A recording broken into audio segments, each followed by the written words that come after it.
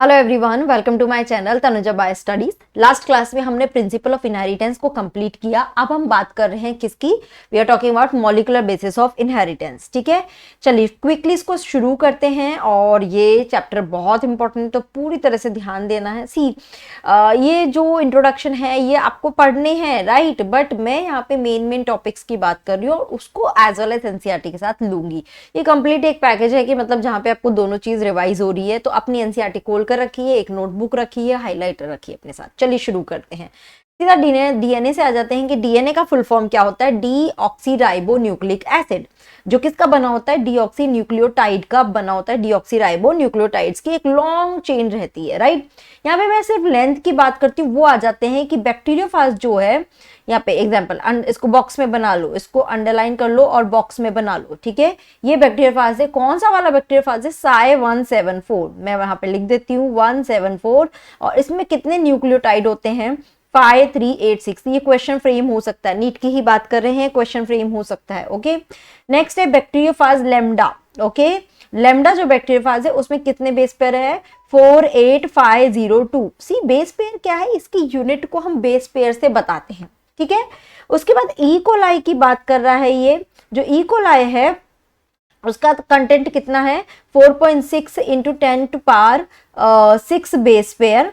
और अगर हम ह्यूमन की बात करें तो उसमें कितना है? 3.3 इंटू 10⁻9। ओके, आप बोलेंगे मैम 6.6 होता है ये तो ये हेप्लॉइड कंटेंट बता रहे हैं। यस, इन्होंने मेंशन भी किया है, ये हेप्लॉइड कंटेंट है। ध्यान रखना, पूरा डीएनए अगर हम बात करेंगे तो that would be 6.6 into 10⁻9 base pair. Clear है? अब बात करते हैं डीएनए किस किस का बना होता है। मैंने क्या बोला कि डीएनए क्या है? न्यूक्लियोटाइड है। चलिए इसको थोड़ा सा समझ लेते हैं।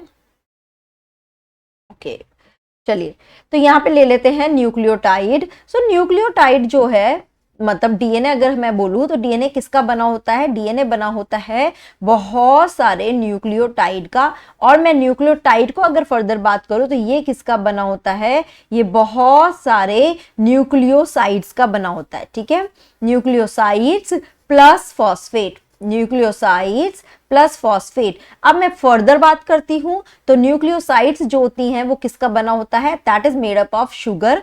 शुगर में भी कौन सा शुगर है? ध्यान रखना, it is pentose sugar plus nitrogenous base. ठीक है, प्लस नाइट्रोजिनस बेस। ध्यान रखिए, पेंटो शुगर यानी कि क्या? 5 कार्बन शुगर। ओके, हर चीज बताती जा रही हूँ। डाउट होता है तो प्लीज अपने कमेंट्स में मुझे बताइए, तो मैं उसको एक शॉर्ट्स बना के क्लियर करने की कोशिश करूंगी। तो पेंटो शुगर का जो स्ट्रक्चर है वो कुछ इस तरह से रहता है, राइट। यहाँ पर यस, ओके, तो यहाँ पे क्या प्रेजेंट होते हैं? HOH। नाउ डीएनए है, बिकॉज ये मैं डीएनए की बात कर रही हूँ। This is DNA. डीएनए का नाम हम क्या बोल रहे हैं? डीऑक्सी। तो यानी कि इसके सेकेंड वाले कार्बन पे, अच्छा मैं कार्बन बताती हूँ। कार्बन देखो कैसे हुआ, 1 कार्बन, ये सेकेंड कार्बन है, थर्ड, 4 एंड 5th वाला I let you know. Okay, तो इसके सेकेंड वाले पर क्या होता है? यहाँ पर H रहता है, OH नहीं होता, इसलिए हम इसको बोलते हैं डीऑक्सी। क्लियर है? उसके बाद अगेन HOH, और यहां पर क्या प्रेजेंट होता है? CH2OH, 4th नंबर कार्बन में ही। तो ये हमारा क्या हो गया? 5th नंबर का कार्बन हो गया। इस तरह से 5 कार्बन यहाँ पे, तो 5 कार्बन, ये एक रिंग लाइक स्ट्रक्चर होती है जिसको हम क्या बोलते हैं? पेंटो शुगर। आरएनए और डीएनए में बस यही एक मेन डिफरेंस होता है। आरएनए में क्या होता है? यहां पर इसके सेकेंड नंबर पर क्या प्रेजेंट होता है? OH प्रेजेंट होता है, जबकि यहां पर क्या प्रेजेंट है? डीएनए में H प्रेजेंट है। तो आरएनए को इसलिए हम क्या बोलते हैं? Ribo nucleic acid. तो राइबोज है, राइबोज शुगर है, डीऑक्सी नहीं है। क्लियर हुआ ये? अब पेंटोज नाइट्रोजनस बेसिस पे आ जाते हैं। 2 कैटेगरी में हम नाइट्रोजनस बेसिस को डिवाइड करते हैं। One is called the purine and another is called the pyrimidine. ठीक है, प्यूरिन एंड पायरिमिडिन। प्यूरिन के अंदर क्या क्या आता है? It is adenine and guanine. ठीक है, एडेनिन को हम A से दिखाते हैं और ग्वानिन को हम G से दिखाते हैं। एंड पायरिमिडिन में आता है थाइमिन एंड साइटोसिन। ठीक है, थायमिन को हम टी से दिखाते हैं, साइटोसिन को सी के, और पायरिमिड में एक और आता है यूरेसिल, ठीक है, इसको हम दिखाते हैं यू से। इसे यूरेसिल कहाँ आता है? आरएनए के केस में थायमिन नहीं होता, उसकी जगह क्या प्रेजेंट होता है? यूरेसिल प्रेजेंट होता है, तो इसलिए यहाँ पे हम यूरेसिल बता रहे हैं। तो यानी कि ये दोनों क्या हो रहे हैं? आपस में मर्ज होते हैं, शुगर और नाइट्रोजनस बेस। तो वो बोल रहे हैं कि भाई किसके थ्रू मर्ज होते हैं, कौन सी बॉन्डिंग होती है? तो यहाँ पे जो बॉन्डिंग होती है उसको हम बोलते हैं N glycosidic bond. Okay, ninth में हमने जब बायोमोलिक्यूल, सॉरी नाइन्थ कह रही हूँ, 11th में जब हम बायोमोलिक्यूल पढ़ते हैं वहां पे हम ये बॉन्ड पढ़ते हैं। तो यहाँ पे वही हम बात कर रहे हैं। ग्लाइकोसिडिक बॉन्ड कब बनता है? जब दो कार्बन के बीच में हम बॉन्ड बना रहे हैं, तो यहाँ पे हम क्या बनाते हैं? Glycosidic bond. तो ये बॉन्ड याद रखना, ये एक अच्छा खासा यहाँ पे आपका क्वेश्चन फ्रेम होता है नीट का, ठीक है। तो किसके थ्रू होते हैं? एन ग्लाइकोसिडिक बॉन्ड के थ्रू ये आपस में कनेक्टेड होते हैं। ओके, कनेक्ट होने के बाद ये क्या बनाते हैं? अगर मैं बात करूं, जैसे कि हर किसी में क्या है? एक शुगर है, प्लस अगर एडेनिन होता है तो इसको हम बोलते हैं एडिनोसिन, ठीक है, एडिनोसिन, राइट। अगर शुगर के साथ थाइमिन बाइंड होता है तो फिर हम देखिए, ध्यान रखना, एडेनिन नॉर्मल नेम है बट शुगर के साथ इसको एडिनोसिन, थाइमिन को थाइमिडिन, ठीक है। शुगर के साथ अगर गुआनिन है तो guanosine. Okay, just a minute, या एंड अगर शुगर के साथ क्या है? साइटोसिन है, तो इसको हम बोलते हैं साइटिडिन। और अगर यूरेसिल बाउंडेड है तो हम इसको बोलते हैं यूरिडिन। क्या बोलते हैं? यूरिडिन। क्लियर है यहां तक? ठीक है, ओके। तो ये हमारा न्यूक्लियो क्या बन गया? साइड बन गया। इसके साथ आगे क्या कनेक्ट होता है? अगर मैं बात करूं यहीं पर ही, तो इनके साथ कनेक्टेड होते हैं फॉस्फेट बॉन्ड, फॉस्फेट कंपाउंड। तो वो क्या होता है? H3PO4। ये इनके साथ कनेक्टेड होते हैं, और कनेक्टेड होने की वजह से अब इसको क्या बोलते हैं? एडेनिसिन को बोलेंगे adenylic acid, adenylic acid. Okay, थाइमिडिन को थाइमिडाइलिक एसिड, गुआनोसिन को गुआनाइलिक एसिड, ओके, गुआनाइलिक एसिड, साइटिन को cytidylic acid, okay, and urine को यूरिडाइलिक एसिड, राइट। तो ये मतलब न्यूक्लिक एसिड बन जाता है, इस तरह से रहता है ये। ओके, अगर मैं H3PO4 को बताऊं तो H3PO4 का स्ट्रक्चर कुछ इस तरह से होता है कि फॉस्फेट जो है वो क्या होता है? यहाँ पर OH OH OH और एक डबल बॉन्ड के थ्रू ऑक्सीजन। फॉस्फेट की वैलेंसी कितनी होती है? 5 वैलेंसी होती है। तो इस तरह से ये मॉलिक्यूल है। ये मॉलिक्यूल किसके साथ अटैच हो रहा है? जो शुगर और नाइट्रोजनस बेस का जो कंपाउंड है उसके साथ अटैच होता है। By which bond? यहां पर जो बॉन्ड होता है वो कौन सा होता है? फॉस्फेट बॉन्ड, ठीक है, ओके। या फिर मैं फॉस्फेट तो नहीं बोलूंगी, एस्टर बॉन्ड, सॉरी, क्या होता है? एस्टर बॉन्ड के थ्रू ये आपस में कनेक्टेड रहते हैं। चलिए एक बताती हूं कि इस कंबाइंडली अब इसको हम क्या बोलते हैं? This is called nucleotide. Nucleotide combinedly कैसे कनेक्ट होते हैं? Let me tell you. देखो ये हमारा क्या आया? पेंटोज शुगर आया, ठीक है। इसके फर्स्ट नंबर मैं बता रही हूँ, यहाँ पे फर्स्ट नंबर पे कोई भी एक नाइट्रोजनस बेस अटैच हुआ, एडेनिन, गुआनिन, थाइमिन, साइटोसिन, कोई भी एक नाइट्रोजनस बेस अटैच हुआ, ये इसका सेकंड कार्बन, ये इसका थर्ड, ये फोर्थ कार्बन, और फिफ्थ वाला यहाँ पर क्या है? CH2OH। तो ये क्या हो गया? इसका फिफ्थ नंबर का कार्बन। इसके फिफ्थ नंबर कार्बन से, ठीक है, इसके फिफ्थ नंबर कार्बन से फॉस्फेट मॉलिक्यूल अटैच होता है। तो देखो ये अटैच कैसे होगा वो मैं बता देती हूँ। ये क्या है? CH2, मैं इसका OH यहां पर लिख रही हूं, ध्यान से समझना। ओके, फॉस्फेट मॉलिक्यूल आया, ठीक है, और इनकी यहां से एक वाटर मॉलिक्यूल निकल गया, समझे?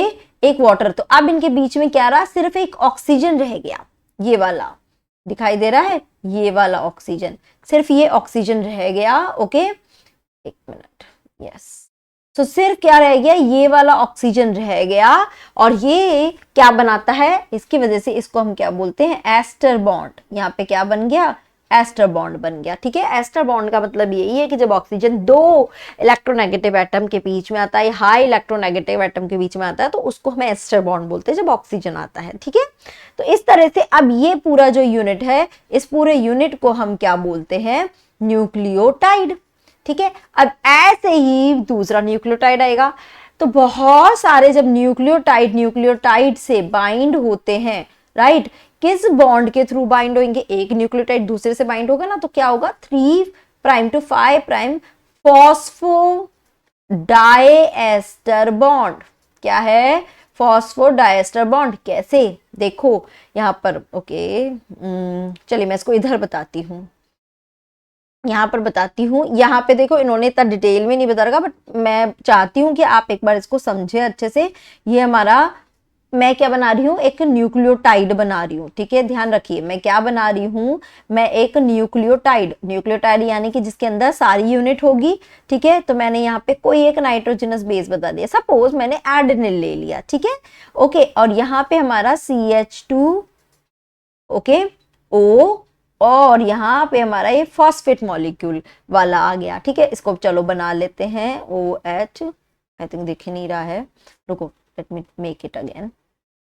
ये हमारा क्या हो गया, पेंटोस शुगर, यहाँ पे एडेनिन हुआ, और इसके 5th नंबर कार्बन पर O, यहाँ पे P आया, और इस तरह से ये एक पूरा न्यूक्लियोटाइड बन गया। इसमें देखो 1 2 3 4 एंड 5th नंबर कार्बन। समझ आया। एक और न्यूक्लियोटाइड आया, क्या आया, एक और न्यूक्लियोटाइड आया, दिस वन। इस पे मान के चलो ग्वानिन है, कुछ भी हो सकता है। ठीक है, फिर इसका भी ऐसे ही बाइंडिंग है।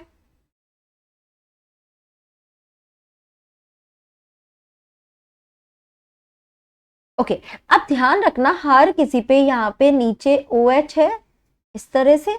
मैं मतलब दिखा नहीं रही हूँ, ओके, एक शायद रॉन्ग हुआ, आई थिंक यहाँ पे, yes yes yes, this is H है ना, इसको ठीक कर लेना। ठीक है, ओके, तो यहाँ पे आया ये, ओके, तो यहाँ पे अब बॉन्डिंग कैसे हुई, ये एक मैंने क्या दिखा दिया, ये एक मैंने क्या दिखा दिया, न्यूक्लियोटाइड, ये दूसरा न्यूक्लियोटाइड दिखाया। मैं इन दोनों के बीच में बॉन्डिंग कर रही हूँ, तो यहाँ से वाटर मॉलिक्यूल निकला, और अगेन मैं अगर इसको हटा दूं, तो यहाँ पे देखो, अगर मैं हटा दूं तो इसके पीछे भी सिर्फ एक एस्टर बॉन्ड रह गया। कौन से कार्बन के बीच में, 3rd नंबर कार्बन और यहाँ पे 5th नंबर के कार्बन के बीच में। इसलिए हम इसको क्या बोलते हैं, this bond is called the 3' to 5' या 3 to 5 not prime, sorry, 3 to 5 phosphodiester bond, diester bond. ये समझ आया, ओके, कि बॉन्ड कैसे बन रहा है, 3 to 5 फॉस्फोडाइएस्टर बॉन्ड। तो यहाँ पे देखिए ये जो पूरा लिखा हुआ है, वैसे आप इसमें प्राइम भी लगा सकते हैं, यहाँ पे लिख रखा है 3' to 5' फॉस्फोडाइएस्टर बॉन्ड के थ्रू ही बाइंड होते हैं। तो इस तरह से एक लॉन्ग चेन बनती चली जाती है।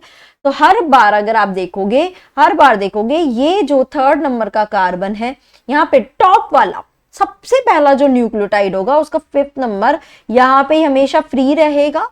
ये तो बॉन्डिंग नहीं बना रहा, जो भी अपकमिंग आ रहे हैं वो नीचे 3rd नंबर कार्बन पे अटैच हो रहे हैं। तो यहाँ पे हमेशा ये 5 वाला कार्बन फ्री है, तो इसलिए इसको 5' बोल देते हैं। समझ आया, ये 5' बोल देते हैं। और हमेशा लास्ट वाला जो न्यूक्लियोटाइड होगा, जो भी, उसका 3rd वाला हमेशा फ्री रहेगा, तो यहाँ पे इसको बोल देते हैं 3rd'। ओके, तो इसलिए यहाँ पे हो जाता है 5' और यहाँ पे हो जाता है 3'। तो हमेशा डीएनए में क्या होगा, एक 5' एंड दूसरा 3', इस पूरे स्टैंड बन जाता है। ठीक है बेटा, क्लियर है यहाँ पे। चलिए अब आगे बात करते हैं। तो ये पूरा हमने यहाँ पे देख लिया है। अब हमें ना इसके स्ट्रक्चर को किसने दिया, वो मैं यहाँ पे सिर्फ आपको अंडरलाइन करना चाहूंगी। आप अपनी एनसीईआरटी में अंडरलाइन करिए। सबसे पहले इसको आइडेंटिफाई किया था फ्रेडरिक मिशर ने इन 1869, न्यूक्लिन नाम दिया था। ओके, कहाँ पे आइडेंटिफाई किया था, एक पस सेल में किया था। ठीक है, तो बस इतना ध्यान रखिए। बट ये पूरी तरह से उसकी स्ट्रक्चर को नहीं बता पाया। तो लेटर ऑन 1953 में कौन आए थे, Watson and Crick. Okay, James Watson and Francis Crick ध्यान रखना, इन्होंने भी एक डेटा लिया था, क्या लिया था, एक्सरे डिफ्रैक्शन डेटा, जो किसने बनाया था, मॉरिसियस विल्किन एंड रोजेलिन फ्रैंकलिन ने अपनी स्टडी में एक एक्सरे डिफ्रैक्शन करके डीएनए का मतलब कुछ स्ट्रक्चर बनाया था। उस स्ट्रक्चर के उस डेटा को किन्होंने यूज करा, वॉटसन एंड क्रिक ने यूज किया, और उसके बाद एक डबल हेलिकल मॉडल दिया जो बड़ा फेमस मॉडल हुआ, और लेटर ऑन इसी को ही हम डीएनए मॉडल के नाम से बताते हैं। ठीक है, समझ आया, इसी को ही हम डीएनए मॉडल बताते हैं। चलिए इसको समझ लेते हैं। ओके, तो गिव मी अ मिनट।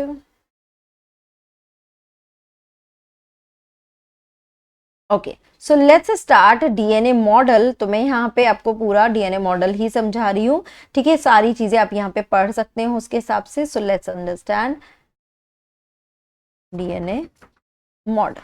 ठीक है, सबसे पहले कैसा होता है, इट इज डबल हेलिक्स, यानी कि दो स्ट्रैंड्स इसमें प्रेजेंट होते हैं। क्या रहते हैं, टू स्ट्रैंड्स रहते हैं, और टू स्ट्रैंड एक दूसरे में राइट हैंडेड फैशन में हेलिकली वाउंड होते हैं। राइट हैंडेड यानी क्लॉकवाइज फैशन में हेलिकली वाउंड होते हैं,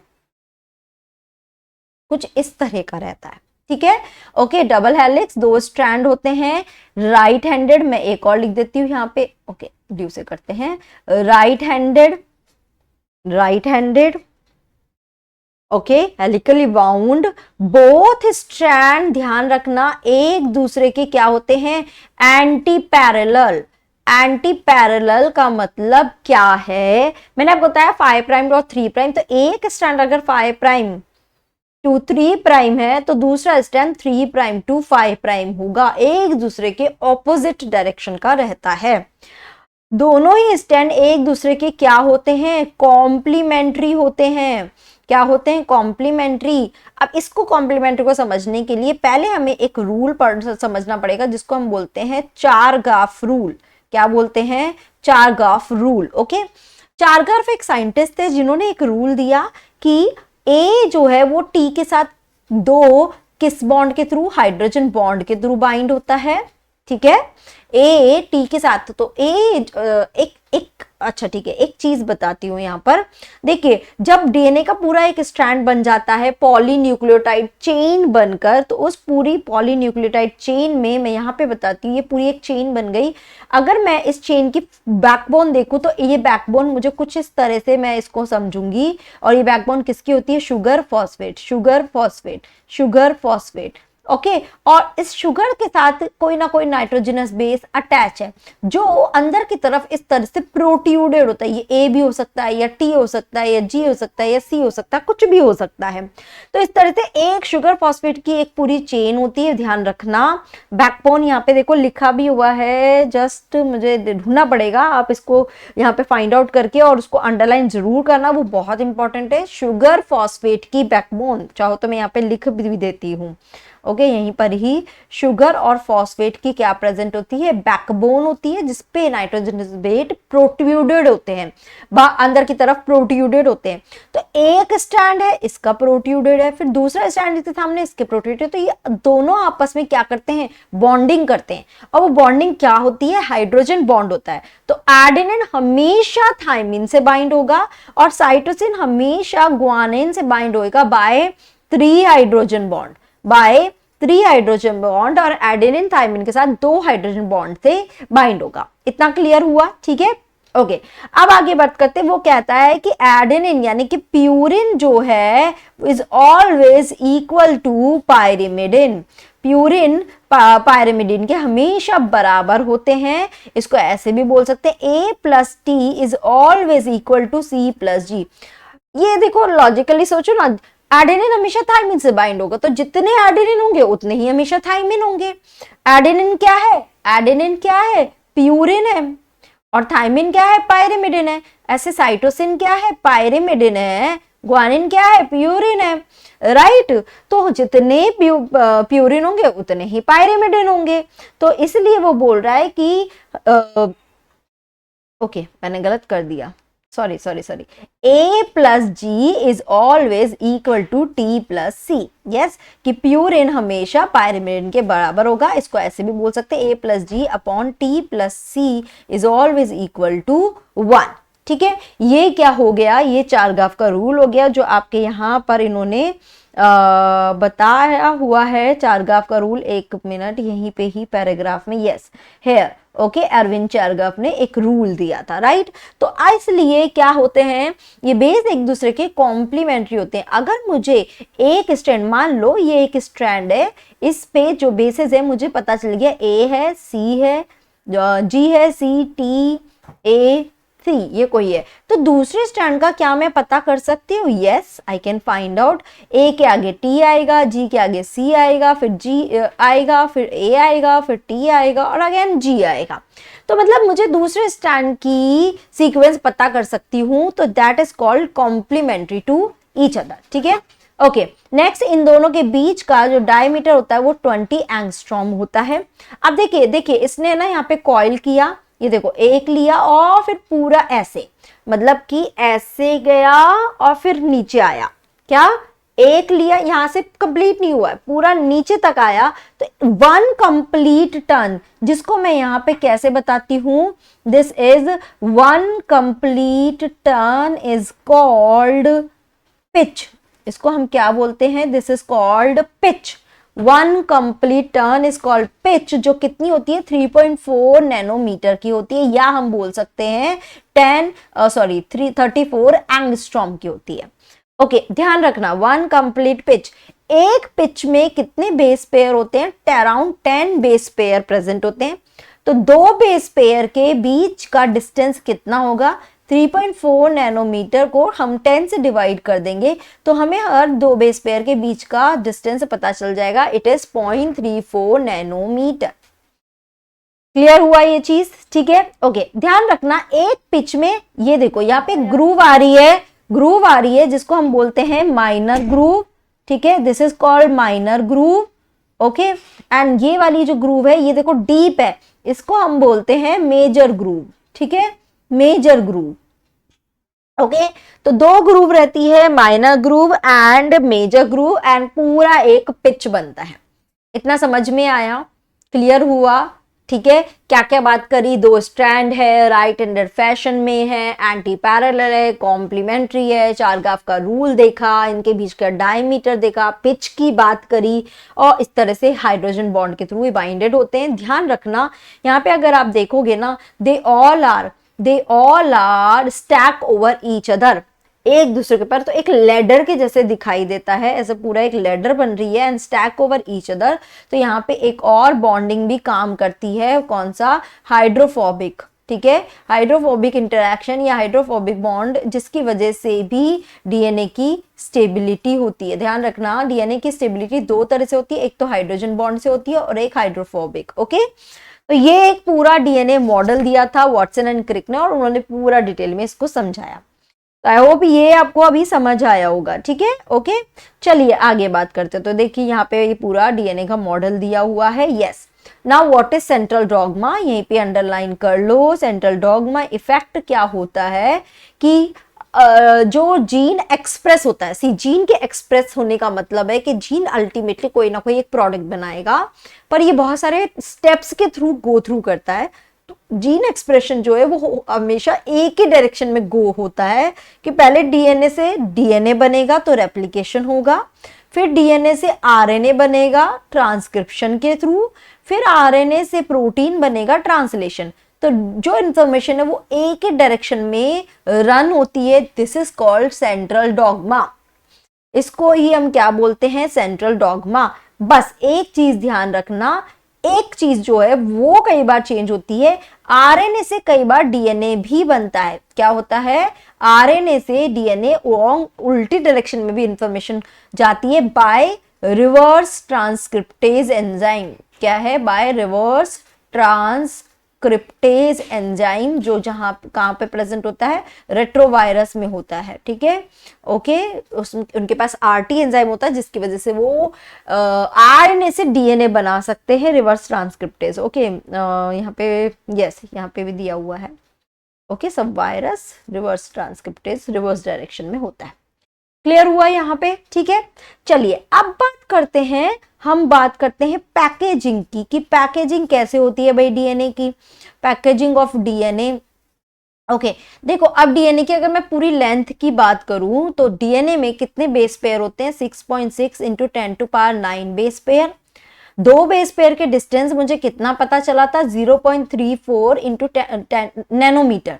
नैनोमीटर को अगर मैं ओपन करूं तो ये क्या होगा 10⁻⁹ और अगर मैं एंगस्ट्रॉम को ओपन करूं तो ये होगा 10⁻⁻10। फिलहाल मैं नैनोमीटर देखो अभी हमने पता बोला था यहाँ पे कितना है ये नैनोमीटर, इट इज 0.34 नैनोमीटर। ठीक है दो बेस पेयर, तो दो बेस पेयर के बीच की डिस्टेंस को अगर मैं इससे मल्टीप्लाई कर दूं तो मुझे इसका आंसर मिलता है 2.2 मीटर। यानी कि हर सेल के अंदर 2.2 मीटर लॉन्ग डीएनए होता है। और न्यूक्लियस सेल ही कितना छोटा होता है हमें दिखाई नहीं देता है, उसके अंदर न्यूक्लियस इतना स्मॉल, उसके अंदर हम 2.2 मीटर को कैसे इसके अंदर पैक कर रहे हैं, that is about the packaging of DNA. Okay चलिए बात करते हैं।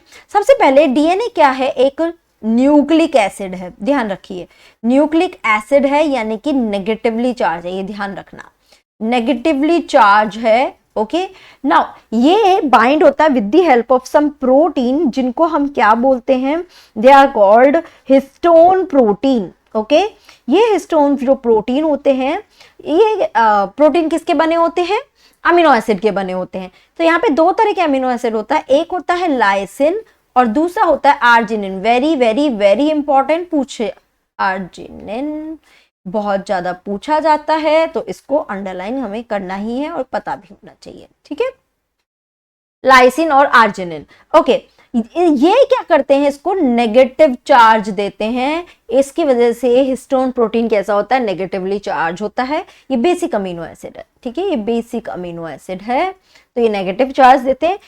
नेगेटिव पॉजिटिव चार्ज देते हैं।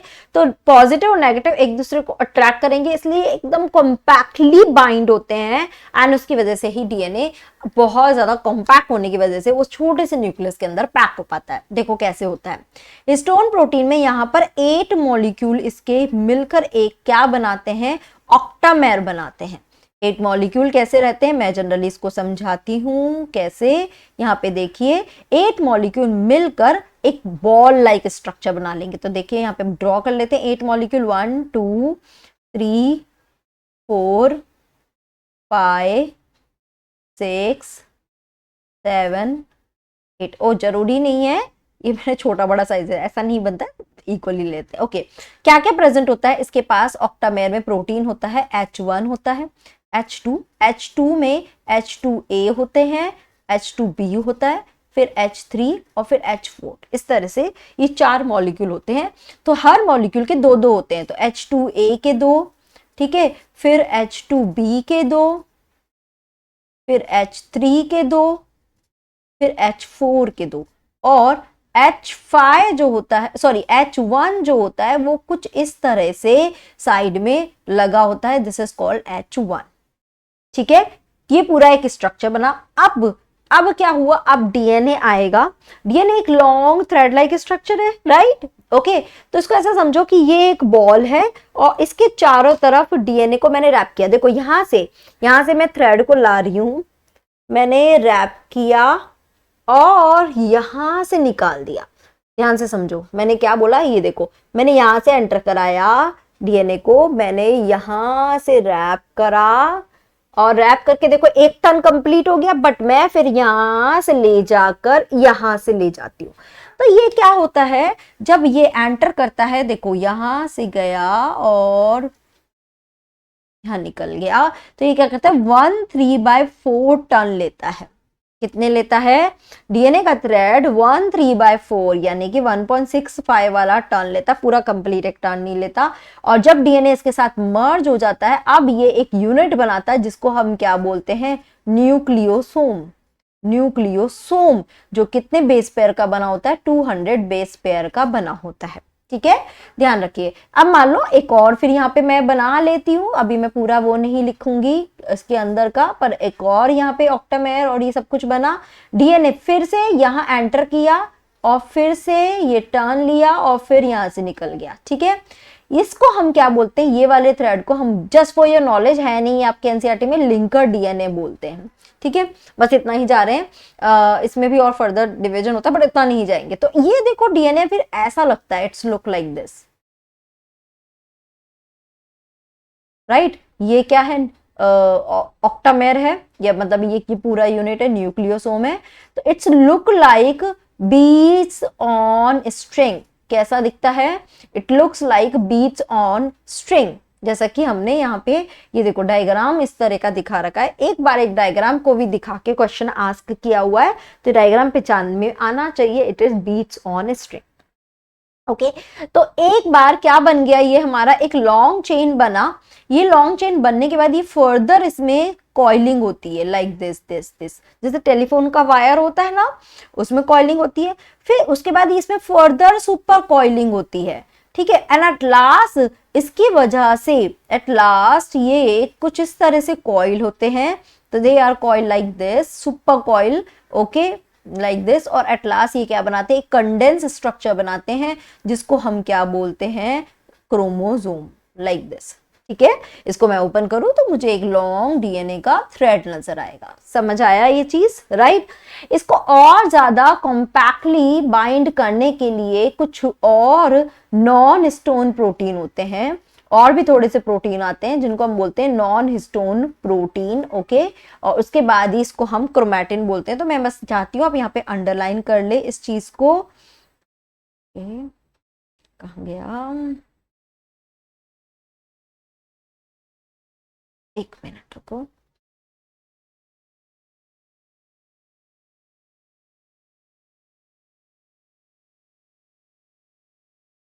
ओके, शायद ये रह गया है, चलिए मैं लिख ही देती हूँ फिर। यस, तो यहाँ पे क्या होते हैं, नॉन हिस्टोन प्रोटीन होते हैं, NHP। Okay, non histone protein. तो अब हम इसको क्रोमैटिन फाइबर बोलते हैं। तो इसमें देखिए दो तरह का पार्ट होता है, पूरा जब बनता है उसमें दो तरह का होता है। एक को हम बोलते हैं यूक्रोमैटिन, एक को बोलते हैं, आप अंडरलाइन कर लीजिए, है ना, और दूसरे को हम बोलते हैं हेट्रोक्रोमैटिन। कि जब हम इसे स्टेन करते हैं डाई से, तो यूक्रोमैटिन जो होता है वो लाइट स्टेन होता है, कॉम्पैक्टली इतना बाइंड नहीं होता है, तो लाइट स्टेन होता है। तो ये तो क्या होता है, एक्चुअल में एक्सप्रेस होने वाला है, राइट। ये ट्रू है, ये एक्सप्रेस होता है। एक्सप्रेस या होने का मतलब है कि प्रोटीन बनाएगा, राइट, ट्रांसक्रिप्शन में पार्ट लेगा, आगे सारे प्रोसेस में पार्ट लेगा। हेट्रोक्रोमैटिन जो है वो बहुत डार्क स्टेन होता है, क्योंकि वो क्या होता है, कॉम्पैक्टली पैक रहते हैं। तो वो क्या होते हैं, दे डू नॉट एक्सप्रेस नहीं होते हैं, राइट। क्लियर हुआ। तो यूक्रोमैटिन, हेट्रोक्रोमैटिन, ये दो वर्ड ध्यान में रखना, आप अंडरलाइन कर लीजिए वहां पे, you will get it. Okay, चलिए यहाँ पे हमारा खत्म हुआ ये टॉपिक। अब आगे हम बात कर लेते हैं इसके पूरी हिस्ट्री के बारे में, सर्च ऑफ जेनेटिक मटेरियल, कि भाई किस किस साइंटिस्ट आए जिन्होंने डीएनए को एज अ जेनेटिक मटेरियल बताया, कि भाई डीएनए हमारा क्या है, एक जेनेटिक मटेरियल है। चलिए, तो सबसे पहले साइंटिस्ट यहाँ पर आ जाते हैं, दैट इज कॉल्ड, एक मिनट, ग्रिफिथ। ओके, सारा लेना होगा ना, चलिए यहाँ से ले लेते हैं। Search for genetic material. Okay, पहला जिसको हम क्या नाम बोलते हैं, ग्रिफिथ एक्सपेरिमेंट। क्या बोलते हैं, ग्रिफिथ एक्सपेरिमेंट ले लेते हैं। भाई ग्रिफिथ ने अपने एक्सपेरिमेंट में सबसे पहले किसको लिया, ये ध्यान होना चाहिए। तो ग्रिफिथ ने अपने एक्सपेरिमेंट में लिया था स्ट्रेप्टोकोकस न्यूमोनियाe पूछ लिया जाता है। ये क्या है, ये एक बैक्टीरिया है, ध्यान रखना, स्ट्रेप्टोकोकस न्यूमोनिया है। अब इसके ना दो वेरिएंट्स है, क्या है इसके, दो वेरिएंट्स है। एक है रफ स्ट्रेप्टोकोकस और दूसरा स्ट्रेन है स्मूथ का मतलब ये इसके अपने चारों तरफ एक पॉलीसेकेराइड की लेयर बनाता है, कोटिंग कर लेता है। क्या कर लेता है, कोटिंग कर लेता है। तो ये वाला स्ट्रेन तो क्या है, विरुलेंट है। ये स्ट्रेन क्या है, विरुलेंट का मतलब समझते हो, जो डिजीज कॉज करेगा ही करेगा। और रफ वाला जो है ना, ये इजीली मतलब हम इसको किल कर सकते हैं। तो ये कैसा होता है, ए विरुलेंट होता है। ठीक है, ए विरुलेंट, और ये इसके चारों तरफ से एक कोटिंग बन गया, तो प्रोटेक्टेड है। ये इजीली डाइजेस्ट नहीं किया जा सकता या इसको मारा नहीं जा सकता, ठीक है। तो अब हमने क्या देखा, ग्रिफिथ ने क्या किया, माइस को आर स्ट्रेन से जब इन्फेक्ट कराया तो क्या हुआ, माइस सरवाइव कर रहा है, मतलब उसको कोई न्यूमोनिया नहीं हुआ, क्योंकि माइस के अंदर जो डिफेंस मैकेनिज्म था उसने आर स्ट्रेन को मार दिया। जब माइस को किससे कराया, इनफैक्ट स्मूथ वाले स्ट्रेन से कराया, तो माइस डाई हो गया ड्यू टू न्यूमोनिया, क्योंकि वो उसको नहीं मार पाया, ठीक है। अब माइस को किससे किया, हीट किल्ड, क्या किया हमने, heat killed S strain, heat killed S को लिया, तो हीट किल की वजह से एस स्ट्रेन उसको इन्फेक्ट नहीं कर पाया और माइस क्या हुआ, सरवाइव किया। अब उसने क्या किया, माइस को लिया और अगेन हीट किल्ड लिया, हीट किल्ड एस स्ट्रेन लिया प्लस आर स्ट्रेन भी लिया और माइस डाई हो गया। नाउ यू गॉट सरप्राइज कि भाई ऐसा क्या हुआ कि अभी डाई क्यों, क्योंकि हीट किल्ड स्ट्रेन ले रहे थे तो डाई नहीं हो रहा था। तो यहाँ पे उसने बोला कि कुछ तो ऐसा सब्सटेंस था एस स्ट्रेन के अंदर, कुछ तो ऐसा था एस स्ट्रेन के अंदर, वो गया आर स्ट्रेन में और आर को किस में कन्वर्ट कर दिया, एस स्ट्रेन में कन्वर्ट कर दिया, आर को एस में कर दिया, ठीक है। एंड वो क्या था, उसको उन्होंने नाम दिया, ये ध्यान रखना, ट्रांसफॉर्मिंग प्रिंसिपल, ये नाम दिया ट्रांसफॉर्मिंग प्रिंसिपल, उसको नाम दिया कि कुछ ऐसे सब्सटेंस है जो एंटर। अब इसका नेचर क्या है, बायोकेमिकल नेचर क्या है, वो नहीं बता पाया, बस वो इतना ही बताकर इसने यहीं पे एंड कर दिया। तो फिर दूसरे साइंटिस्ट आए बाद में जिन्होंने इसके बारे में बायोकेमिकल कैरेक्टराइजेशन किया, मतलब उसकी बताया भाई इसका नेचर क्या है, डीएनए है, आरएनए है, प्रोटीन है क्या। तो किसने किसने किया था, एवेरी, मैक्लॉयड, मैकार्टी, ठीक है, 3 साइंटिस्ट है। इन्होंने क्या किया, जो ये हीट किल्ड क्या था, जो हमारा ये हीट किल्ड एस स्ट्रेन था प्लस आर, राइट, इसमें से इसको ना इसको ट्रीट कराया, 3 तरह से ट्रीट कराया। एक में उन्होंने ट्रीट कराया आरएनए से, दूसरे में इसको ट्रीट कराया प्रोटीएज से और तीसरे में ट्रीट कराया डीएनए से। उन्होंने जब देखा कि भाई इसमें हीट किल्ड एस स्ट्रेन और आर स्ट्रेन को मिलाया, किसमें, माइस के साथ जा गया, तो माइस यहाँ पर क्या हो रहा है, डाई हो रहा है, मतलब कि आरएनए ने तो किसको खत्म किया, आरएनए को खत्म हुआ, बट फिर भी एस स्ट्रेन जो था वो आर में कन्वर्ट हो रहा है और उसकी वजह से निमोनिया कॉज हो रहा है और उसकी वजह से वो माइस डाई हो रहा है। प्रोटीएज से ट्रीट कराया तब भी माइस डाई हो रहा है, भाई प्रोटीएज तो प्रोटीन को मार रहा है, नहीं, इसका मतलब कुछ और है जो एस को आर में कन्वर्ट कर रहा है।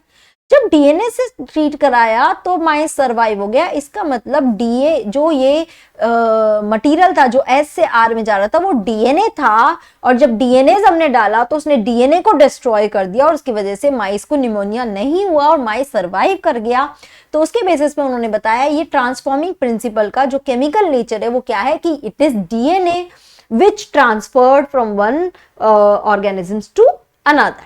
समझ आया, ये चीज क्लियर है, ठीक है, ओके। तो यहाँ पे ये पूरा, नाउ थर्ड एक्सपेरिमेंट यहाँ पे हम आ जाते हैं जो अनइक्विवोकल, ये मैं चाहती हूं कि आप अपने उसमें अंडरलाइन भी करें, अनइक्विवोकल प्रूफ, मतलब कंप्लीटली प्रूफ कहाँ किस किसने दिया था, हर्शे एंड चेज ने, मार्था चेज, ठीक है, इन्होंने थर्ड एक्सपेरिमेंट किया था जिसमें उन्होंने बैक्टीरियोफाज को लिया। अब बैक्टीरियोफाज क्या होता है, बैक्टीरियोफाज जो बैक्टीरिया पे अटैक करता है, so the virus which attack on bacteria, उसको हम बैक्टीरियोफाज बोलते हैं। इस बैक्टीरियोफाज को, इस बैक्टीरिया को उसने 2 तरह के मीडियम में ग्रो कराया। पहले एक जो मीडियम था उसमें फॉस्फोरस बहुत सारा था, ठीक है, ओके, दूसरे मीडियम में sulphur as a source, but उनको लेबल्ड कर रहा, किससे लेबल्ड किया, रेडियो लेबल्ड करके एज अ सोर्स डाला, ठीक है। फॉस्फोरस किसका पार्ट होता है, हमको पता है डीएनए का पार्ट होता है, तो इस वाले वायरस में सारा डीएनए जो था वो रेडियो लेबल्ड हो गया, और सल्फर किसका पार्ट होता है, प्रोटीन का, तो इस वाले वायरस में सारा प्रोटीन लेबल हो गया। चलिए मैं इसको थोड़ा सा डायग्राम के थ्रू यहाँ पे बताती हूँ। तो देखो इस तरह से यहाँ पे ले लिया, तो एक तो S35 लेबल्ड हो गया, इसमें प्रोटीन, अब है ना हमको ये चीज पता होनी चाहिए, क्या हमें पता होनी चाहिए कि जो बैक्टीरियोफाज है उसमें 2 ही तो स्ट्रक्चर होती है। भाई क्वेश्चन आ जाता है भाई बैक्टीरियोफाज ही क्यों लिया, क्योंकि उसके अंदर 2 ही स्ट्रक्चर होती है। एक तो बाहर होता है प्रोटीन कोट और अंदर ये जेनेटिक मटेरियल। इनमें से कौन सा मटेरियल, कौन सी चीज है जो आगे ट्रांसफर होती है वो पता करना था। भाई ट्रांसफॉर्मिंग प्रिंसिपल है क्या इनमें से, वो पता करना था, तो वो पता कर रहे हैं। देखते हैं, एक में प्रोटीन जो है वो लेबल्ड हो गया और एक का डीएनए जो है अंदर का वो लेबल्ड हो गया। दोनों को हमने क्या कराया, एक बैक्टीरिया पे अटैक करवाया। बैक्टीरिया पे अटैक करने पे उसने वॉट एवर इट डिड, तो जनरली वो क्या करता है अपना डीएनए को तो अंदर भेज देता है और प्रोटीन जो कैप्सूल है ना वो बाहर ही रह जाते हैं। तो ऐसा करके उसके बाद हमने इन्फेक्शन करने के बाद उसको ब्लेंडिंग किया, मतलब है ना शेक कराया, पूरा अच्छे से एजिटेट किया, तो जितने भी ये थे बाहर के कैप्सूल ये सब अलग हट गए और अंदर मटेरियल पहुंच गया। देखो ध्यान रखना, एक चीज ध्यान रखना, इन्होंने यहाँ पे क्या दिखाया, ब्लैक दिखाया, रेड। तो इसका जो डीएनए है ना, इसका जो डीएनए है ध्यान रखो वो लेबल्ड नहीं है, वो यहाँ पे लेबल्ड नहीं है, ठीक है, इसी वजह से वो ब्लैक दिखाया है ना, ध्यान रखना। फिर दोनों को आगे सेंट्रीफ्यूगेशन कराया। अब ये सब चीजें क्या है, टेस्ट ट्यूब के अंदर ही है, ये सब चीजें क्या है, टेस्ट ट्यूब के अंदर ही है, जिसमें ये कोट भी बाहर पड़े हुए हैं और यहाँ पे डीएनए का ये मटेरियल ये वाला नीचे है और ये कोट प्रोटीन लेबल्ड कोट भी बाहर है। ओके, जब सेंट्रीफ्यूज कराया तो सेंट्रीफ्यूज में क्या हुई, चीजें सेपरेट आउट हुई, कुछ पैलेट फॉर्म में आया और कुछ सुपरनेटेंट में आया।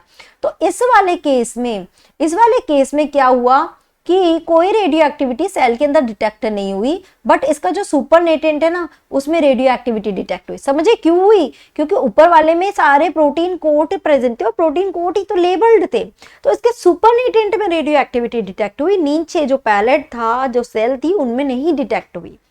दूसरा इसमें उल्टा हुआ, इसके सेल में डिटेक्ट हुई रेडियो एक्टिविटी बट इसके सुपरनेटेंट पे डिटेक्ट नहीं हुई, एंड इसके बेसिस पे उन्होंने बोला कि एक्चुअल में जो जेनेटिक मटेरियल है वो ट्रांसफर हो रहा है, protein is not the genetic material. समझ में आए? तो ये थोड़े से हमने उस चीज के क्या पढ़े, सर्च पढ़ा, हिस्ट्री पढ़ी कि डीएनए कैसे जेनेटिक मटेरियल प्रूव हुआ। तो ये 2-3 एक्सपेरिमेंट्स इसमें बात करी। अब बात करते हैं नेक्स्ट कि भाई डीएनए अगर जेनेटिक मटेरियल है तो हम बोल रहे हैं भाई डीएनए क्यों, आरएनए तो डीएनए से भी पहले आया हुआ है, क्योंकि वायरस तो सबसे पहले इवॉल्व होके आए हैं, तो फिर आरएनए क्यों नहीं है genetic material, why DNA is the genetic material. तो उसमें देखो उन्होंने बोला कि भाई जेनेटिक मटेरियल होने के लिए कुछ प्रॉपर्टीज होनी चाहिए हमारे पास। एनसीईआरटी निकाल लो, एनसीईआरटी में अंडरलाइन करना है ये आप लोगों को, ठीक है। तो क्या क्या प्रॉपर्टी होनी चाहिए, पहला प्रॉपर्टी वो बोल रहा है कि भाई वो ना अपने आप को रेप्लिकेट कर सके, अपने आप को रेप्लिकेट, यस डीएनए आरएनए दोनों ही रेप्लिकेट कर सकते हैं अपने आप को। फिर वो सेकंड प्रॉपर्टी बोल रहा है ये स्टेबल भी होना चाहिए, ऐसा नहीं है कि बार बार म्यूटेट हो जाए, चेंज हो जाए, अपना जेनेटिक जो इंफॉर्मेशन है उसको चेंज कर ले। तो भाई इस केस में देखो डीएनए तो स्टेबल है बट आरएनए तो स्टेबल नहीं है।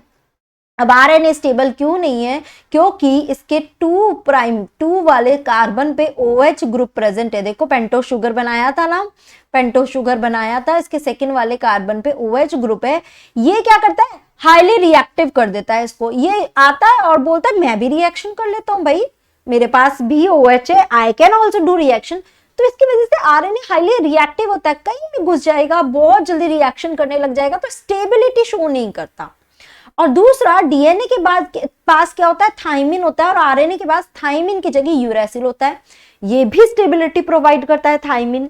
इसकी वजह से DNA is more stable as compare to RNA, ठीक है। तो पहले वाला पॉइंट तो दोनों ही फुलफिल कर रहे हैं, सेकंड वाले में आरएनए ये डीएनए जो है वो ज्यादा फुलफिल कर रहा है।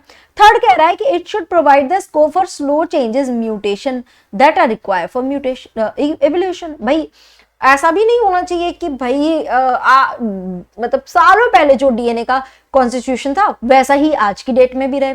नहीं, बोल रहा है कि थोड़ा तो चेंजेस होने चाहिए, नहीं तो एवोल्यूशन कैसे होगा, नई स्पीशीज कैसे अराइज होगी। तो उसमें तो बल्कि आरएनए ज्यादा फुलफिल करता है, उसमें तो बहुत ज्यादा म्यूटेशन होता है। कोविड का पता है ना, हर थोड़े टाइम में ही कोविड का जो जीन था, जो वायरस था, वो म्यूटेट हो रहा था, बार बार चेंजेस कर रहा था एनवायरमेंट के अकॉर्डिंग, और उसका कॉम्बिनेशन कुछ और ही बन जा रहा है। तो आरएनए बहुत जल्दी म्यूटेट करता है डीएनए के कंपैरिजन में। चौथा वो बोल रहा है it should be able to express itself in the form of Mendelian character, मतलब प्रोटीन बनाए। तो भाई अगर मैं डीएनए को लूं तो डीएनए पहले तो क्या करेगा, रेप्लिकेशन करेगा, अपने आप को डबल करेगा, फिर डीएनए से आरएनए बनेगा और फिर आरएनए से प्रोटीन बनेगा। जबकि आरएनए तो डायरेक्ट बस एक ही स्टेप में अपने आप को एक्सप्रेस कर सकता है। तो आरएनए इसमें प्लस है, तो आरएनए प्लस है, but because of the second point जहां पे क्या हो रहा है, स्टेबिलिटी का इश्यू हो रहा है, इसकी वजह से RNA is not the genetic material, DNA is the genetic material. आ रहा है समझ में? ठीक है, तो जो भी हम कुछ बोल रहे हैं वो यहाँ पे लिखा हुआ है, ठीक है, पूरा राइट। तो इसको आप एक बार पढ़ लेना, है ना। ओके, चलिए आगे बात करते हैं। एक बस ना मैं यहाँ पे एक थोड़ा सा बस पढ़ लेते हैं, हम जस्ट रीड कर रहे हैं। यहाँ पे बोल रहे हैं the presence of thymine at the place of uracil also confers additional stability to DNA, ठीक है ना। Okay, detailed discussion about this require understanding of the process of repair in DNA and you will study these process in higher class, that's it, ठीक है।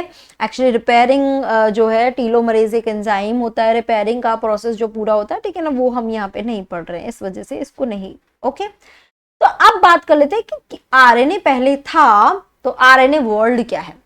मैं चाहती हूँ इसको एक रीड ही ले लेते हैं और इसके अंदर कुछ क्वेश्चन फ्रेम होगा तो मैं आपको बताती हूँ। तो from foregoing discussion an intermediate question becomes evident which is the first genetic material। पहले सबसे पहले जेनेटिक मटेरियल क्या था, shall be discussed in detail in chapter on chemical evolution, but briefly we shall highlight some of the fact. RNA was the first genetic material. There is now enough evidence to suggest that essential life process such as metabolism, translation, splicing evolved around RNA, क्योंकि RNA का ही translation हो रहा है, RNA के ही उसमें splicing ही आगे हम पढ़ेंगे अभी मेटाबॉलिज्म में। तो RNA के चारों तरफ ही ये सब चीजें इवॉल्व हो रही है, right. So RNA used to act as a genetic material as well as a catalyst also, ठीक है। आरएनए कैटलिस्ट का काम कर रहा है। There are some important biochemical reaction in living system that are catalysed by RNA catalyst, not by protein enzyme. मतलब हमें तो पता है ना कि भाई एंजाइम होता है कैटलिस्ट, बट नहीं, कोई ऐसी रिएक्शन जहाँ पे आरएनए कैटलिस्ट का काम करता है। But RNA being a catalyst was reactive and hence unstable. Therefore, DNA has evolved from RNA with chemical modification that make it more stable. तो हमें एक स्टेबिलिटी भी चाहिए थी, तो डीएनए ही इससे इवॉल्व होके आया। DNA being double standard and have complementary stand further resist changes by evolving a process of repair, ठीक है। रिपेयर के थ्रू अपने आप को ये वापस ठीक भी कर लेता अगर कुछ चेंजेस होते भी हैं। एंड ये डबल स्टैंडर्ड है, कॉम्प्लीमेंट्री, ये सब क्या होता है, उसको स्टेबिलिटी प्रोवाइड करते हैं डीएनए को। इसलिए डीएनए हमारा जेनेटिक मटेरियल है, आरएनए नहीं है, ठीक है। एक मिनट,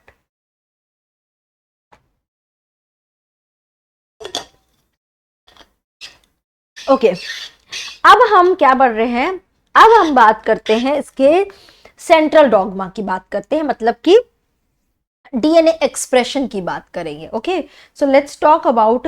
पहला देखो, 3 स्टेप पढ़ने हैं। पहले डीएनए से डीएनए बनेगा, फिर डीएनए से आरएनए बनेगा और फिर आरएनए से प्रोटीन बनेगा। 3 प्रोसेस होते हैं, रेप्लिकेशन, ट्रांसक्रिप्शन एंड ट्रांसलेशन। क्या होते हैं? Replication, transcription, translation. सबसे पहला हम पढ़ेंगे रेप्लिकेशन। ओके, देखो अब बात कर लेते हैं यहाँ पे रेप्लिकेशन की। सो रेप्लिकेशन क्या होता है? इसको एक नाम बोलते हैं semi conservative mode of replication. अभी सेमी कंजर्वेटिव क्या होता है? सेमी कंजर्वेटिव, मान लो ये एक पेरेंट है, ठीक है, डीएनए डबल स्टैंडर्ड होता है हमेशा। ओके, पेरेंट से जब इसके ऑफस्प्रिंग बनेंगे ना, तो जब ऑफस्प्रिंग में हम देखा बाद में वी गॉट टू नो, तो यहाँ पे क्या होता है, एक तो पेरेंट वाला ही डीएनए एज इट इज होता है और एक नया डीएनए सिंथेसाइज होता है। यानी कि 50% यहाँ पे इंफॉर्मेशन पहले की ही है, जो आगे फॉरवर्ड हो रही है, एंड 50% इसमें नई वाली है, तो इसको हम बोलते हैं सेमी कंजर्वेटिव। डीएनए के रेप्लिकेशन में हमने बहुत सारी थ्योरी आई थी। एक आई थी कि कंजर्वेटिव थ्योरी क्या बोलती है, वो कहती है कि भाई दोनों ही डीएनए जो है ये पेरेंट है, पेरेंट स्ट्रैंड को यहाँ पे क्या बोला जाता है, टेम्पलेट, या अब ये वर्ड थोड़ा सा माइंड में रखो, ये आगे भी बहुत बार आएगा, ठीक है। तो वो बोलता है भाई दो पेरेंट है, इन दोनों ने अपना डीएनए बनाया नया, और पेरेंट वाले आपस में कॉइल हो गए, पेरेंट वाले आपस में कॉइल हो गए, और न्यू वाले अपने आप अलग कॉइल हो गए। तो बोल रहा है कि कंजर्वेटिव मतलब कि ये ओरिजिनली पहले से अलग है और ये एक नया पूरा नया स्ट्रैंड सिंथेसाइज हुआ, बट ये पूरी तरह से नहीं माना गया। एक है डिसरप्टिव, इसमें क्या हुआ कि आधा तो पेरेंट का स्ट्रैंड आता है, आधा न्यू आता है, फिर पेरेंट का न्यू, तो मतलब आधी इंफॉर्मेशन ऐसी आधी ऐसी। बट लेटर ऑन फिर पाया गया कि नहीं, they follow semi conservative mode of replication. कैसे पाया? तो उसका पता चला थ्रू एन एक्सपेरिमेंट, जो किसने दिया था, Meselson and Stahl. Yes, Meselson and Stahl, ठीक है, इसको अंडरलाइन कर लो अपनी बुक में, ये पूछा जाता है। So who gave semi conservative, okay. इन्होंने किस पर काम किया ये ध्यान रखना, कई बार हम इतना डेप्थ की चीजें पढ़ लेते हैं बट बहुत बेसिक सा पढ़ना भूल जाते हैं। भाई ग्रिफिथ ने किस पे काम किया, ध्यान नहीं आता, फिर नाम बता दिया तो पूछ लेते भाई क्या था, ये वायरस था, बैक्टीरिया था, फंगाई है, कई बार कंफ्यूज हो जाते हैं, तो ये बैक्टीरिया था। तो यहाँ पे भी इन्होंने किस पे काम किया, ई कोलाई पे काम किया, बैक्टीरिया के ऊपर काम किया। हर्षे एंड मार्था चेज ने किस पे काम किया था, वायरस के ऊपर काम किया था, बैक्टीरियोफाज के ऊपर स्टडी किया था। तो ये जो बेसिक चीजें ध्यान में रखनी है, ठीक है। तो इन्होंने ई कोलाई को किया, इन्होंने, अब मैं इसको देखो डायग्राम के थ्रू ही समझा देती हूँ, हाँ है ना, इजी जाएगा, हमको टाइम भी सेव होगा। तो देखो इन्होंने क्या बोला कि हमने क्या किया, एक ई कोलाई लिया और ई कोलाई को ग्रो कराया। ग्रो कहाँ कराया, उस ई कोलाई को हमने न्यूट्रिएंट मीडिया दिया, और न्यूट्रिएंट मीडियम में नाइट्रोजन का जो सोर्स था वो हमने क्या दिया, NH4Cl दिया। बट इस NH में नाइट्रोजन क्या था, N15 वाला आइसोटोप यहाँ पे दिया, उसको क्या दिया, N15 आइसोटोप। ध्यान रखिए N15 आइसोटोप हेवी आइसोटोप है, ठीक है, हेवी। तो यानी कि इस पूरे डीएनए में जहां जहां नाइट्रोजन जाएगा वहां वहां N15 जाएगा, ठीक है, N15 जाएगा। तो ये सबसे पहले लिया ई कोलाई का, यहाँ पे रेप्लिकेशन टाइम कितना होता है, it is 20 minute. Her 20 minute में ई कोलाई अपने आप को डबल कर देता है। तो उन्होंने एक मिनट, या उन्होंने एक जनरेशन के लिए यानी 20 मिनट दिया, और उसके बाद उन्होंने रिजल्ट देखा। तो रिजल्ट क्या होगा, अच्छा मैं बना ही देती हूँ, रुको, ओके। तो ये आया एक डीएनए, कौन सा वाला आया, N15, मैं अलग से ही समझा रही हूँ, ठीक है, N15, और उसको हमने क्या किया, 20 मिनट के लिए यानी एक जनरेशन ग्रो कराया। तो अब उसको जो सोर्स दिया ना, वो NH4Cl में N14 का सोर्स दिया। क्या दिया, अब इसको क्या दिया, N14 दिया। तो यानी कि नया जो भी N आएगा नाइट्रोजन, वो N14 होगा। नाइट्रोजन कहाँ पे प्रेजेंट होता है, let me tell you, nitrogenous bases में रहता है, जब इसे उसको नाइट्रोजनस बेसिस बोलते हैं, ठीक है। तो अब इसमें एज पर, अभी तो हम पढ़ रहे हैं, इसको क्या किया, यहाँ पर दूसरा स्टैंड कौन सा आया, N14 वाला आया। तो मतलब एक N15 हो गया और दूसरा N14 हो गया। अच्छा ये पता कैसे चला, तो इनको क्या कराया, इनको सेंट्रीफ्यूगेशन कराया। सबका क्या कराया, सेंट्रीफ्यूगेशन कराया। अब सेंट्रीफ्यूगेशन में जो क्वेश्चन आता है वो ध्यान रखना, किसका था, CHCl, सीजियम क्लोराइड, क्या है, caesium chloride density gradient centrifugation. ध्यान रखना सीजियम क्लोराइड डेंसिटी ग्रेडियंट का मतलब क्या है कि caesium chloride as a standard हमने ले लिया कि भाई इसकी डेंसिटी जहां है उससे हम डीएनए का जो स्टैंड जहां पे आ रहा है उसको कंपेयर करेंगे।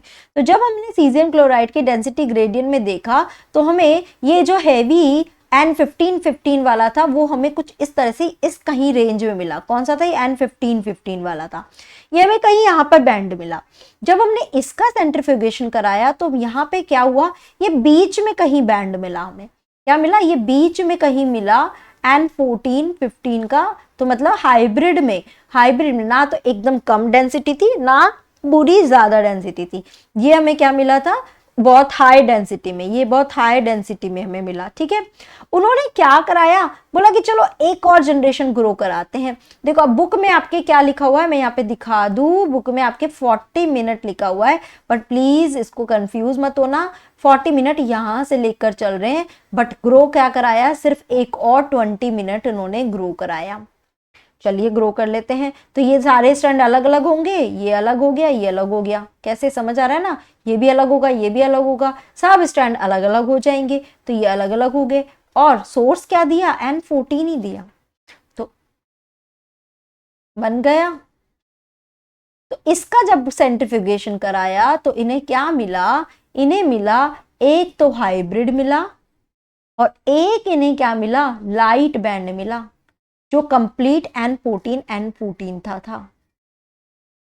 ठीक है, तो उसके बेसिस पे इन्होंने बोला कि कंजर्वेटिव मोड नहीं है, it is a semi conservative, क्योंकि हमेशा पेरेंट से एक नया स्ट्रैंड बनता है, और वो एक पेरेंट का स्ट्रैंड और एक न्यू स्ट्रैंड इसके साथ मर्ज होता है, semi conservative mode of replication follow होता है।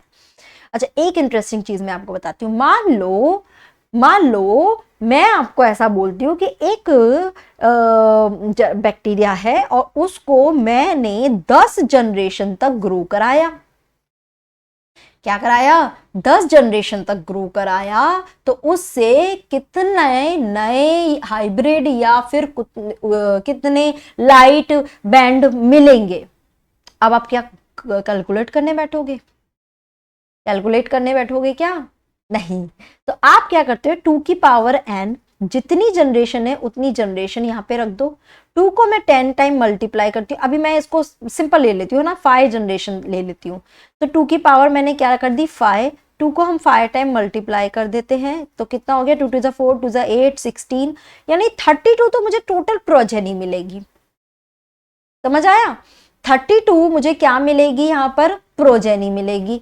अब इस 32 प्रोजेनी में से वो कह रहा है कि हाइब्रिड कितनी मिलेगी, हाई मतलब डेंसिटी वाला कितना मिलेगा, या लाइट बैंड कितना मिलेगा। तो ये तो आप एकदम दिमाग में फिट कर लो, हाई डेंसिटी तो बिल्कुल नहीं मिलेगा, कभी नहीं मिलेगा। ओके, बट अब हाइब्रिड और लाइट डेंसिटी कब मिलेगा, तो ये आप ध्यान रखिए, फिट कर लीजिए इसको, 5 जनरेशन ग्रो कराइए या 1000 जनरेशन ग्रो कराइए, 1 लाख जनरेशन ग्रो कराइए, हाइब्रिड हमेशा ही सिर्फ 2 ही बैंड रह जाएगा, सिर्फ मतलब 2 ही प्रोजेनी हाइब्रिड मिलेंगी, तो बाकी 30 प्रोजेनी हमारी लाइट होगी। कितना ही ले जाइए, ये 2 ही हमेशा के लिए हाइब्रिड आएंगे, उसके बाद सब लाइट ही रहेंगे, अगर मैं उनको N14 सोर्स दे रही हूं। ये समझ में आई चीज, ठीक है, ये बहुत ट्रिकी सी एक चीज बता रही हूँ, है ना, कितना ही ग्रो करा लो आप, समझे। ओके, तो ये तो हमने क्या पढ़ लिया उसका कि भाई रेप्लिकेशन मोड क्या होता है। अब हम बात करेंगे भाई ये रेप्लिकेशन करता कैसे, उससे पहले अपना एनसीईआरटी ले आओ। यस, एनसीईआरटी में इसी टॉपिक के आगे में यहाँ पर मैं अंडरलाइन चाहती हूँ आप करिए, यहाँ से क्वेश्चन फ्रेम हुआ है, एक बार आया हुआ है। क्या बोल रहा है, very similar experiment involving use of radioactive thymidine. ध्यान रखिए, रेडियो एक्टिव थाइमेडिन, एक और एक्सपेरिमेंट भी किया था, एक तो ये सीजियम क्लोराइड वाला हुआ, दूसरा एक्सपेरिमेंट था radioactive thymidine to detect distribution of newly synthesised DNA in chromosome was performed on Vicia faba. याद रखिए, फैबा बीन्स, इसके ऊपर परफॉर्म किया था किसने, टायलर एंड उसके कोलीग्स ने किया था इन 1958। क्वेश्चन, एक तो यहाँ पे एक विसिया फैबा, ध्यान रखिए। ओके, इसमें भी उन्होंने ये बताया कि डीएनए का जो रेप्लिकेशन मोड होता है वो semi conservative mode of replication होता है। क्लियर है, ओके। चलिए इसका रेप्लिकेशन समझते हैं, आज रेप्लिकेशन ही लेंगे, नेक्स्ट में transcription, translation, genetic code, lac operon, पूरा चैप्टर खत्म कर लेंगे। एंड यस यस यस, ध्यान रखिए आगे का भी पोर्शन बहुत इंपॉर्टेंट है। यहां तक समझ आ रहा है ना? अगर समझ में आ रहा है तो प्लीज कमेंट में ना इसी वक्त एक कमेंट डालना। अगर आप देख रहे हैं यहां तक आप पहुंचे हैं मेरे साथ तो कमेंट में डालिए यहां तक आपको समझ में आया या नहीं आया। ठीक है, ठीक है। एक और चीज मैं आपको बता दूं, आप मेरी ऐप जरूर से डाउनलोड कर लीजिए और उस ऐप पर जाके एक फ्री मटेरियल सेक्शन, लेफ्ट में जब आप जाएंगे तो वहां पे फ्री मटेरियल एक सेक्शन मिलेगा, उस फ्री मटेरियल पे जाइए, वहां पे प्रॉपर अलग से फोल्डर बना है नीट 2026 रिविजन नोट्स, और वहां पे जाइए, पिछले चैप्टर के वहीं पे मैंने अपलोड कर दिए, इस चैप्टर के भी आपको वहीं पर ही मिल जाएंगे। ये चैप्टर खत्म होने के बाद मैं उसको अपलोड करूंगी तो पूरा एक फुल चैप्टर का आपको नोट्स मिल जाएगा। एंड यस, ये चैप्टर थोड़े बड़े हैं इसलिए मैं इनको पार्ट्स में अपलोड कर रही हूँ, बाकी सब चैप्टर्स हम फुल वन शॉट ही करेंगे। ये थोड़े बिग है इसलिए मैं इनको पार्ट्स में कर रही हूँ। ठीक है, चलिए सिर्फ इसका रेप्लिकेशन समझ लेते हैं, बाकी हम इसको बाद में समझेंगे। Let's understand replication. यस, पूरा एकदम दिमाग खोल लो, अच्छे से ध्यान दो, यहाँ पे फुल कंसंट्रेशन, फुल डेडिकेशन मुझे चाहिए, आपका पूरा अच्छे से समझ में आ जाएगा आपको। ठीक है, चलिए स्टार्ट करते हैं। रेप्लिकेशन, पहले तो क्या होता है रेप्लिकेशन का मतलब होता है डीएनए से डीएनए का formation is called the replication. अब ये भी हमने पढ़ा है ना। तो इसमें बहुत सारे कुछ एंजाइम्स, कुछ मशीनरी इनकी जरूरत पड़ती है हमको। क्या क्या होते हैं? सबसे पहला हमको चाहिए ओरिजिन, ORI, क्या फुल फॉर्म होता है याद रखना, ओरिजिन ऑफ रेप्लिकेशन। थोड़ा सा इसको डिटेल पढ़ाऊंगी फॉर योर अंडरस्टैंडिंग। ओके, बहुत अच्छे से समझ में आ जाएगा। ओरिजिन ऑफ रेप्लिकेशन क्या होता है? दिस इज द साइट जहां पर ही डीएनए रेप्लिकेशन स्टार्ट होता है। क्या होता है? डीएनए जो रेप्लिकेशन है वो यहीं पर ही स्टार्ट होता है, ये साइट होती है। ध्यान रखना, प्रोकैरियोट में इसकी सिर्फ एक ही ओरिजिन ऑफ रेप्लिकेशन होता है, प्रोकैरियोट है तो यहाँ पे ऐसे ORI है। बट यूकैरियोट में क्योंकि डीएनए बहुत बड़ा भी रहता है तो यूकैरियोट में क्या होता है, बहुत सारे ओरिजिन ऑफ रेप्लिकेशन होते हैं, जगह जगह ORI साइट प्रेजेंट होती है। थोड़े थोड़े पैचेस में रेप्लिकेशन स्टार्ट होता रहता है और लेटर ऑन फिर सारे न्यू डीएनए आपस में जुड़ जाते हैं। इसको ऐसे समझो, एक लंबा सारा रोड बनाना है और उस रोड में ऐसा नहीं है ना एक एंड से शुरू करेंगे और करते ही चले जाएंगे, नहीं। आप क्या देखते हो, थोड़े बैच में बनता रहता है और लास्ट में सारे रोड को फिर हम ज्वाइंट कर देते हैं।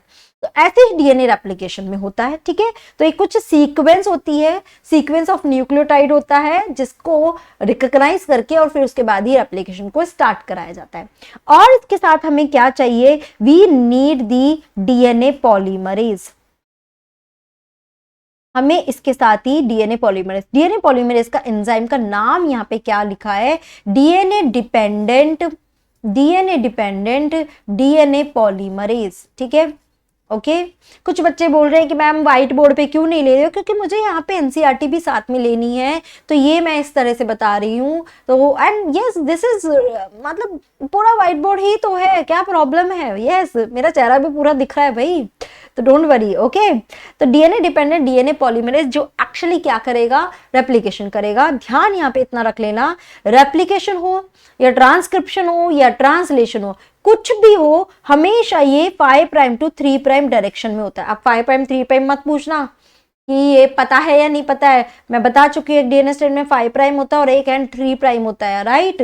तो वही है, हमेशा रेप्लिकेशन 5 टू 3 प्राइम डायरेक्शन में ही रन होता है। ठीक है, थर्ड हम यहाँ पे ले लेते हैं। थर्ड जो हमें चीज चाहिए वो हमें चाहिए सारे न्यूक्लियोटाइड्स चाहिए। भाई नया कुछ बनाना है तो बहुत सारे न्यूक्लियोटाइड्स चाहिए, यानी कि हमें क्या चाहिए, डीएनटीपीज चाहिए। कौन कौन से चाहिए डीएनटीपीज? हमें डीएटीपी चाहिए एडिनोसिन वाला, जीटीपी चाहिए, डीटीटीपी चाहिए एंड डीसीटीपी चाहिए। तो ये ध्यान रखना, इसका फुल फॉर्म पता है ना, guanosine triphosphate. Just for information बता रही हूँ, ट्राइफॉस्फेट जब ये इनएक्टिव फॉर्म में, जब डीएनए मतलब रेप्लिकेशन नहीं हो रहा है, तब ये कैसे रहते हैं, DAMP की फॉर्म में रहता है। M यानी क्या, मोनोफॉस्फेट। अब ये एक्टिव नहीं है, फिर क्या होते हैं, 2 फॉस्फेट मॉलिक्यूल आते हैं और फिर इसको DATP में कन्वर्ट करते हैं। अब ये एक्टिवेट हो गया, तो सारे न्यूक्लियोटाइड इस तरह से एक्टिवेट होते हैं when replication is going to start. Clear है? चलिए अब देखो, हमको ये है ना एक, अब साथ साथ में मैं लेके चलूंगी, ये एक डीएनए का स्ट्रैंड है, ओके, और ये हेलिकली बाउंड है, बट इसके बीच में कौन से बॉन्ड है, यहाँ पर हाइड्रोजन बॉन्ड है। क्या है? हाइड्रोजन बॉन्ड है।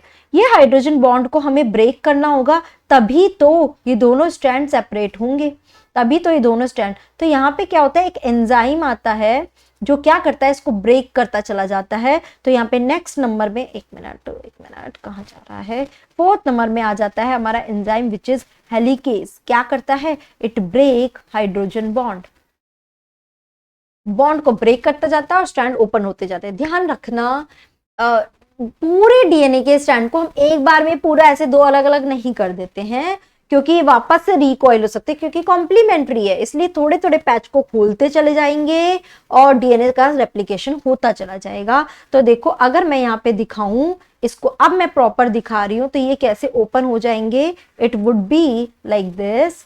अब मैं आपके बुक वाला डायग्राम लेके चल रही हूँ कि भाई ये पूरा एक डीएनए स्ट्रैंड है और इस स्ट्रैंड को मैंने यहाँ पर क्या कर दिया, ओपन कर दिया। ठीक है, ओके। और ये बीच में इसके क्या है, हाइड्रोजन बॉन्ड है, जिसको कौन ब्रेक करता जा रहा है, हेलिकेज एंजाइम जो है यहाँ पर है, जो उसको ब्रेक करता जा रहा है। This is helicase.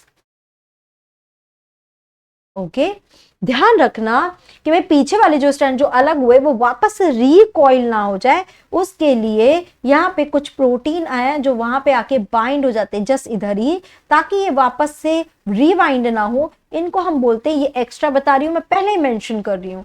ओके, इनको बोलते हैं सिंगल स्टैंडर्ड बाइंडिंग प्रोटीन। ठीक है, तो 5th हमें क्या चाहिए, सिंगल स्टैंडर्ड बाइंडिंग प्रोटीन। ये क्या करते हैं, इसको रिकॉल होने से बचाते हैं। Single standard binding protein. देखो, थोड़ी सी बेसिक नॉलेज पता होनी चाहिए, इसलिए मैं थोड़ा डिटेल में बता रही हूँ। ओके, अब इसको ऐसे समझो, मान लो एक रोप है, मतलब 2 रोप से उनको हमने कॉइल कर दिया, एक एंड को मैंने पकड़ लिया और नीचे से मैं उसको खोले जा रही हूँ। तो होगा क्या, तो खोले जाऊंगी तो होगा क्या, ऊपर वाली रोप में एक्स्ट्रा बल आ जाएंगे, टेंशन क्रिएट हो जाएगी, तो वो एक्स्ट्रा बल हमें हटाना पड़ेगा। तो यहाँ पे एक एंजाइम आता है जो क्या करता है, यहाँ पे कट लगाता है डीएनए में और एंटी क्लॉकवाइज उसको थोड़ा सा खोल देता है और फिर वापस से ज्वाइन कर देता है, जिसको हम क्या बोलते हैं, टोपोआइसोमरेज। तो नेक्स्ट क्या आ गया, टोपोआइसोमरेज। बस इतना ही बता रही हूँ, ये बहुत डेप्थ में चीज है, बट इतना ही बस बता रही हूँ, इससे डिटेल नहीं जाएंगे। ठीक है, ओके, चलिए। तो ये हमारा जो डीएनए है, इट इज 3' to 5' और दूसरा है 5' to 3'। ओके, जो पेरेंट डीएनए होते हैं उसको हम टेम्पलेट बोलते हैं, तो इसको मैंने क्या बोला, this is called template DNA. Okay, अब यहाँ पे क्या आया, एक यहाँ पे डीएनए पॉलीमरेज आया, ये डीएनए पॉलीमरेज आया और उसने नया डीएनए ऐसे सिंथेसाइज करना शुरू कर दिया, लाइक दिस डायरेक्शन में। स्ट्रैंड ओपन होते जाएंगे, देखो ये ओपन होता जाएगा और ये सिंथेसिस होता चलता चला जाएगा। और मैंने आपको बताया डीएनए रेप्लिकेशन हमेशा किस डायरेक्शन में रन होता है, 5' to 3'। एक मिनट, 5' to 3'। ओके, ध्यान रखना, शुरू में थोड़ा सा ना पहले आरएनए का, इसको हम बोलते हैं प्राइमर, वो सिंथेसाइज होते हैं। डीएनए पॉलीमरेज सीधा डीएनए नहीं सिंथेसाइज करता, उसको मतलब है ना, क्योंकि देखो अपकमिंग जो भी न्यूक्लियोटाइड अटैच होंगे उसको क्या चाहिए, 3' OH पहले से चाहिए, जिसपे आके वो फॉस्फोडाइस्टर बॉन्ड बना सके, तो उसको 3' OH पहले से देने का काम कौन करता है, यहाँ पर प्राइमर का काम करता है। ये क्या होते हैं, 6 to 12 न्यूक्लियोटाइड की सीक्वेंस होती है, जो क्या करते हैं, they provide 3' OH for upcoming, मैं यहाँ पे लिख रही हूँ है ना, फॉर अपकमिंग न्यूक्लियोटाइड्स। तो इस वजह से यहाँ पे प्राइमर आता है, फिर ये सिंथेसाइज होता जा रहा है। तो इस वाले में बिकॉज ये कंटिन्यूस सिंथेसाइज हो रहा है, इसको हम बोलते हैं कंटिन्यूस स्ट्रैंड, या फिर इसको हम एक और नाम भी बोलते हैं लीडिंग स्ट्रैंड। क्या बोलते हैं, लीडिंग स्ट्रैंड।